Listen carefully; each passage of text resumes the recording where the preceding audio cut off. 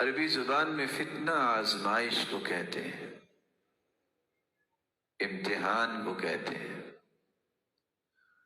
زندگی کا سفر طے کرتے کرتے کچھ آزمائشوں کا سامنا انسان کو کرنا پڑتا ہے۔ یہ زندگی کا لازمہ ہے۔ جہاں خوشیاں انسان کے گھر میں آتی ہیں، بسا اوقات انسان کو کسی مصیبت کا بھی سامنا کرنا پڑتا ہے۔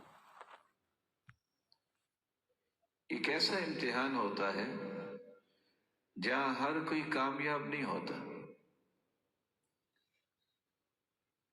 جس کو اللہ ذو الجلال کی حفاظت اور رحمت میسر ہوتی ہے، وہ ہر فتنے سے کامیابی سے گزر جاتا ہے۔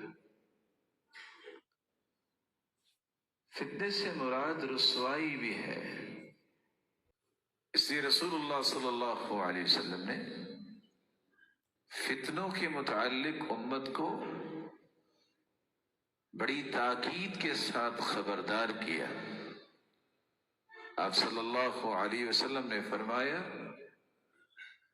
تعرض الفتن على القلوب كالحصير عودا عودا۔